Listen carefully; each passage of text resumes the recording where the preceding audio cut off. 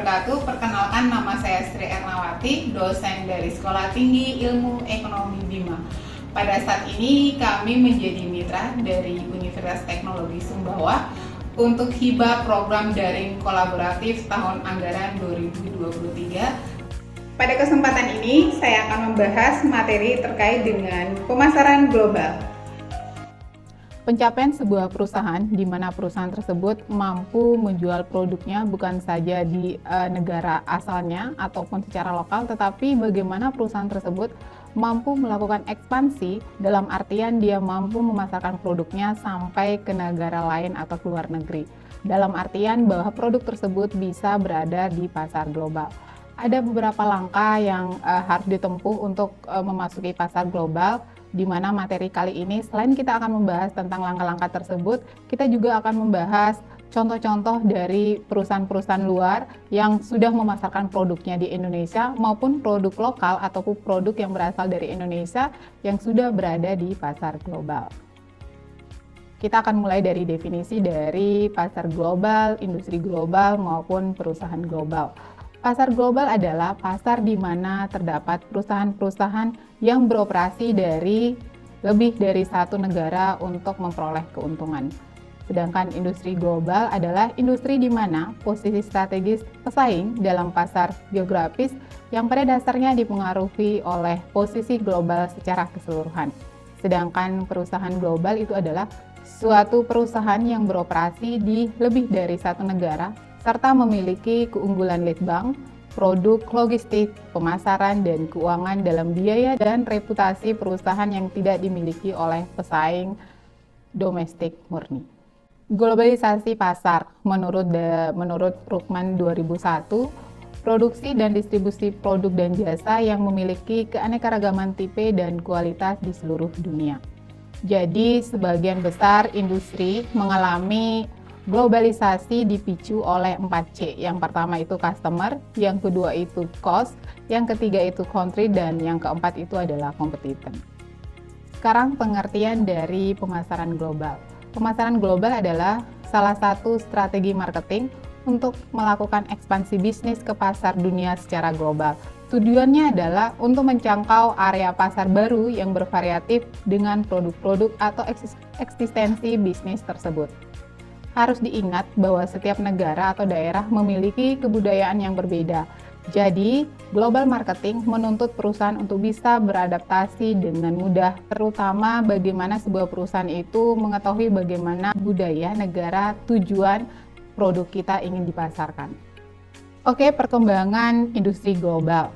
Kita ketahui bahwa pada saat ini perkembangan industri global itu seiring dengan perkembangan industri mulai dari 1.0, 2.0, 3.0, bahkan sekarang sudah 4.0.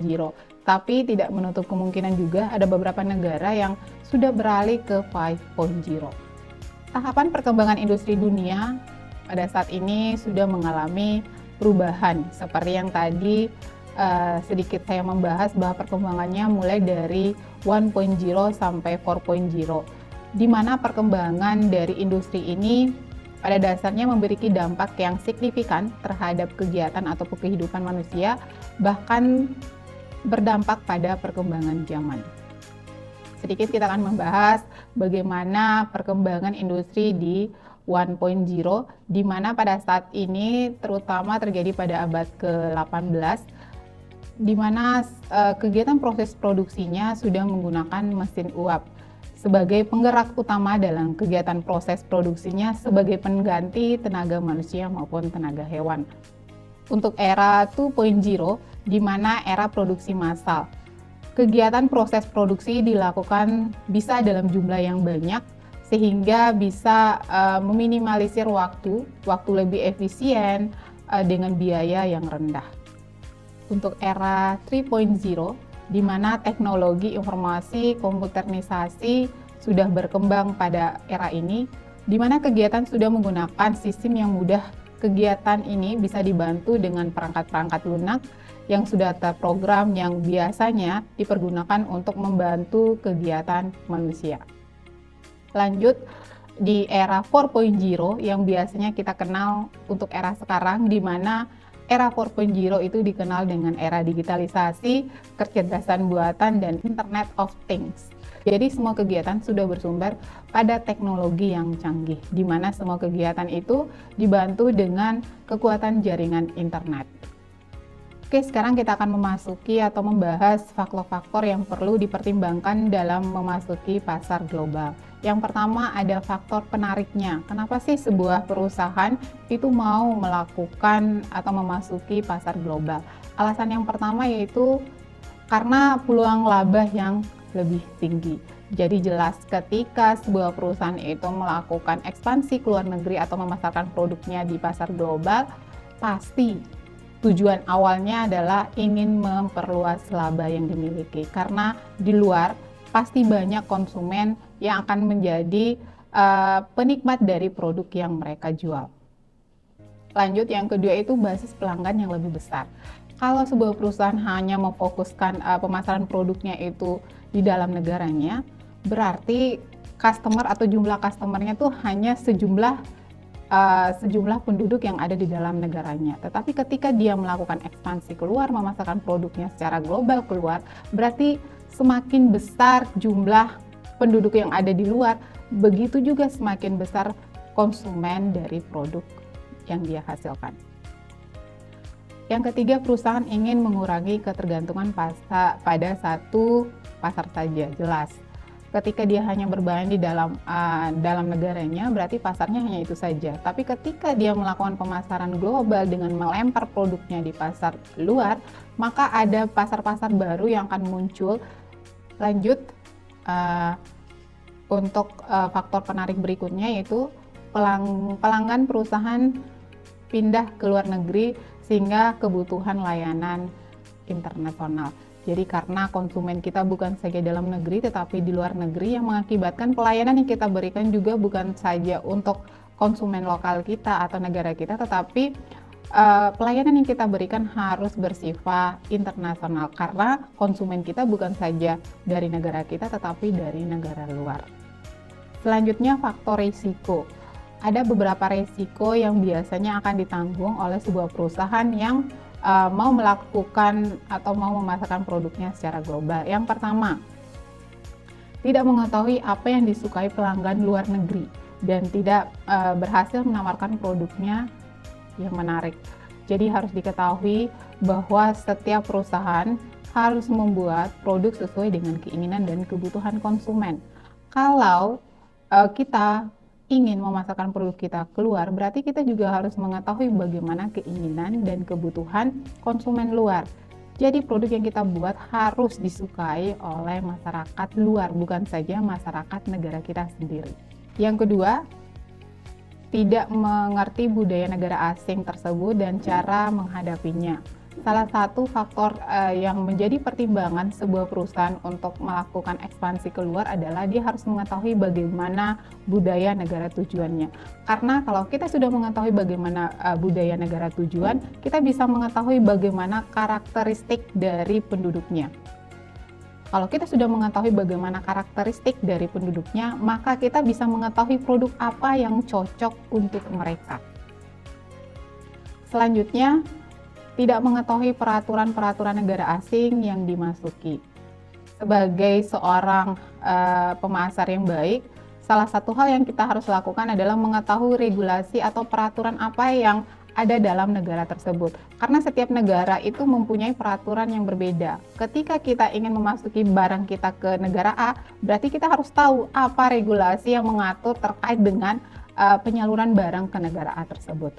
Kenapa kita harus mengetahui? Karena ketika kita ingin melakukan ekspansi ke negara A, setidaknya kita harus menjalin kerjasama dengan negara tersebut. Selanjutnya, tidak memiliki sumber daya manusia yang memadai.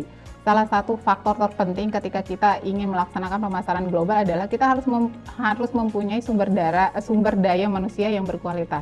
Karena faktor penggerak dari semua kegiatan pemasaran global tidak lain tidak bukan adalah manusia itu sendiri. Jadi kalau manusia yang kita mempunyai keterampilan dan skill yang mumpuni untuk memasarkan produk kita secara global, maka perusahaan kita bisa terjun di pasar global. Selanjutnya, keputusan dalam memasuki pasar global, yaitu yang pertama kita harus memutuskan apakah kita akan bergerak keluar. Kita harus memantaskan diri, kita harus meyakinkan diri apa kita mampu untuk memasuki pasar global. Selanjutnya, kita memutuskan pasar mana yang akan kita masuki. Artinya kita harus memutuskan negara mana yang menjadi tujuan dari pemasaran produk kita. Selanjutnya, menentukan cara memasukinya. Cara seperti apa yang akan kita masuki ke negara tersebut. Di sini nanti setelah ini kita akan membahas cara-cara untuk memasuki pasar global. Dan tentunya cara-cara yang kita pilih adalah setidaknya cara yang bisa membuat usaha kita berkembang dengan baik di negara tujuannya.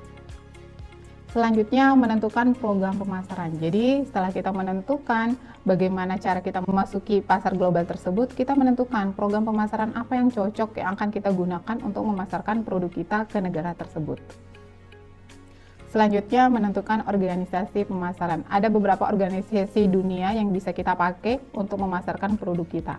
Ada 5 model atau cara sebuah perusahaan untuk memasuki pasar luar negeri. Yang pertama itu ekspor tidak langsung, yang kedua ekspor langsung, yang ketiga itu dengan membeli lisensi, yang keempat itu dengan usaha patungan, dan yang kelima dengan melakukan investasi langsung.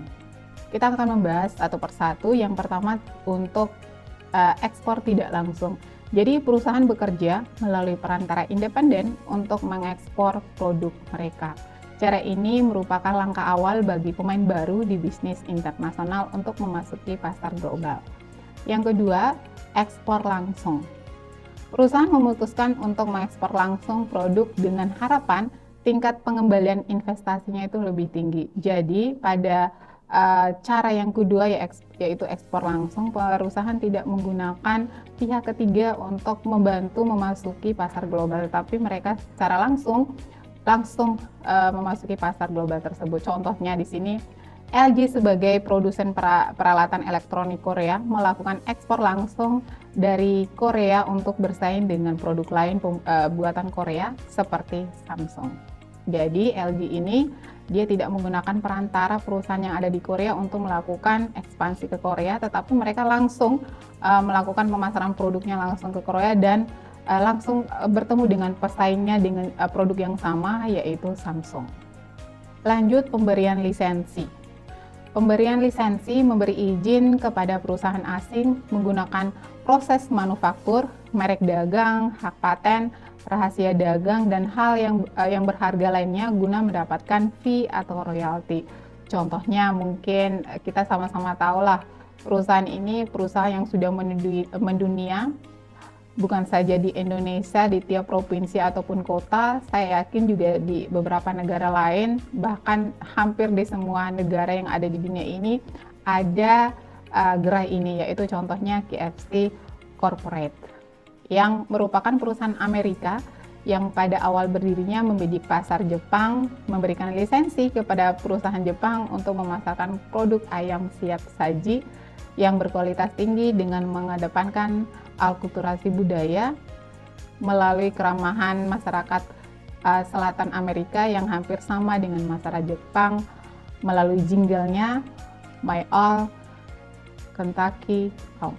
Oke, selanjutnya adalah usaha patungan, di mana investor luar negeri bergabung dengan investor lokal untuk membentuk usaha patungan, di mana di dalamnya mereka berbagi kepemilikan dan kendali perusahaan. Contohnya di sini adalah 2 perusahaan yang melakukan join, yaitu Coca-Cola dan Nestle. Mereka membuat usaha patungan untuk membidik pasar internasional dengan produk teh dan kopi yang siap diminum, yang di mana produk ini sangat laku dan laris di Jepang. Yang kelima, investasi langsung. Perusahaan asing dapat membeli sebagian atau seluruh kepemilikan perusahaan lokal atau melakukan akuisisi atau membangun fasilitasnya sendiri. Ini contohnya adalah Toyota Corp menanamkan sahamnya di Toyota Astra Finance dengan jumlah MOU bagi kepentingan penjualan otomotif Toyota di Indonesia. Selanjutnya kita akan membahas terkait dengan lingkungan global. Di sini kita akan membahas 4 lingkungan yang dalam pemasaran global. Yang pertama lingkungan ekonomi, di mana lingkungan ekonomi itu mencakup sistem perekonomian, sumber daya alam yang dimiliki oleh negara tersebut, terus kerjasama antar negara, contohnya ASEAN, Uni Emirat Arab, dan kerjasama lainnya. Lanjut lingkungan politik dan hukum, di mana akan membahas tentang stabilitas pemerintah, intervensi perdagangan internasional, maupun hukum-hukum internasional. Untuk lingkungan budaya, di sini kita akan membahas terkait dengan nilai, simbol, kepercayaan, dan bahasa dari tiap-tiap negara. Selanjutnya, lingkungan iptek akan membahas tentang perkembangan digitalisasi yang menyebabkan perubahan pola pemasaran global. Seperti yang kita rasakan sekarang, di mana karena perubahan lingkungan iptek yang mengakibatkan produk-produk baik itu di luar maupun di Indonesia bisa dipasarkan secara global tanpa ada jarak maupun waktu. Oke, selanjutnya kita akan berbicara tentang produk global yang terkenal sesuai dengan spesifikasinya. Yang pertama, spesifikasi terkait dengan desain maupun produk yang terkenal itu contohnya Canon, Photocopy, McDonald, Toyota, dan Ford. Sedangkan dari segi nama merek, produk global yang terkenal itu contohnya Marlboro, Coke, Pepsi, Mercedes. Dari segi posisi produknya ada Colgate Toothpaste, terus Unilever Fabric Soft Toner. Lalu dari segi kemasan ada Gillette Rajos. Dari strategi iklannya contohnya ada Coca-Cola, ada British Airways, dan lain-lain. Dari segi promosi penjualan ada contohnya adalah IBM. Dari distribusi contohnya Bonetto dan Unit Distilled. Lanjut ke layanan konsumen, produk global yang terkenal contohnya American Express. Oke, di sini beberapa contoh produk global yang sudah banyak beredar di Indonesia. Bisa kalian lihat di sini ada contohnya Coca-Cola, Hermes, ada Rolex merupakan jam, maupun centang putih produk Nike.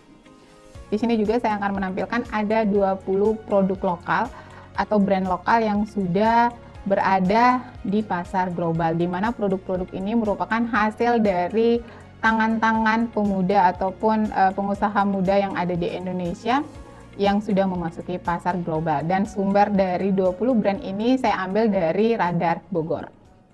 Sering dikira produk luar negeri, inilah 20 brand lokal Indonesia yang mendunia. Brand lokal Indonesia yang mendunia ternyata sangat banyak. Tak heran banyak masyarakat yang salah kaprah mengira brand itu dianggap merek luar negeri. Bahkan, pemerintah Indonesia tengah menggenjot perekonomian negara. Salah satunya dengan cara memasarkan produk lokal ke kancah internasional. Inilah dia 20 brand yang mendunia, di antaranya 1. Jeko. Kamu pasti sudah tidak asing dengan Jeko. Restoran ini dimiliki oleh Johnny Andrean Group yang didirikan sejak 2006. Jeko mulai mendunia ketika membuka cabangnya di Malaysia tahun 2007, di Singapura tahun 2008, di Filipina tahun 2012, di Hong Kong tahun 2016, hingga di Arab Saudi pada tahun 2018. Tak heran jika Jeko seringkali dikira produk dari luar negeri, padahal brand satu ini termasuk brand Indonesia yang mendunia. 2. Erigo. Brand pakaian yang didirikan pada 2010 ini dulunya bernama Selected & Co. dan hanya memproduksi batik casual. Lalu pada 2013, Muhammad Sadat, pendiri Erigo, mulai menjual pakaian dengan konsep street style yang kekinian. Baru pada 2022, brand Erigo mulai dilirik pasar dunia karena muncul di New York Fashion Week 2022. 3. Paseo. Brand asal Indonesia yang tidak kalah mendunia adalah Paseo. Merek tisu ini diproduksi oleh Asian Paper and Pulp, yaitu anak perusahaan Sinarmas. Bahkan, Paseo ternyata sudah mengekspor produknya hingga ke 65 negara termasuk Amerika Serikat dan Selandia Baru. 4. Tolak Angin. Produk obat herbal ini merupakan produksi PT Jamu Industri Jamu dan Farmasi Sido Muncul Tbk. Bahkan, tolak angin sudah ada sejak tahun 1930 loh. Kini, tolak angin sudah diekspor ke banyak negara seperti Arab Saudi, Kamboja, Myanmar, Vietnam, Filipina, dan sebagainya. 5. La Fonte. La Fonte merupakan produksi Bogasari sejak tahun 1991. Produk-produknya pun bervariasi mulai dari spaghetti, makaroni, fettuccine, dan sebagainya. Kini La Fonte sudah diekspor ke berbagai negara mulai dari Jepang, Cina, Korea, Nigeria, Vietnam, Malaysia, Singapura, dan lain-lain. 6. Eiger. Eiger sudah ada sejak tahun 1979 dan menjual berbagai peralatan untuk kegiatan outdoor. Bahkan, Eiger menerima penghargaan dari pemerintah pada tahun 1992. Saat ini, kamu bisa menemukan produk-produk Eiger di dalam maupun luar negeri seperti Jepang, Lebanon, Malaysia, dan Filipina. 7. GT Radial. Brand satu ini sebenarnya diproduksi di Indonesia oleh PT Gajah Tunggal, namun produknya sudah diekspor hingga ke lebih dari 80 negara di Eropa, Amerika, Asia, Timur Tengah, dan Australia. 8. The Executive. The Executive diproduksi oleh PT Delami Garment Industries di Bandung, Jawa Barat. Merek ini pun sudah tembus ke pasar global. Seperti negara-negara di Asia Tenggara, hal ini yang membuat The Executive menjadi brand Indonesia yang mendunia. 9. Indomie. Indomie memang sudah memiliki nama besar di kancah internasional. Indomie bahkan sudah diekspor ke berbagai negara mulai dari Arab, Amerika Serikat, Taiwan, Australia, Hong Kong, Irak, dan beberapa negara di Afrika dan Asia. 10. Silver Queen. Silver Queen sering dikira produk asal luar negeri, padahal coklat ini diproduksi oleh perusahaan asal Indonesia, yaitu PT Petra Foods.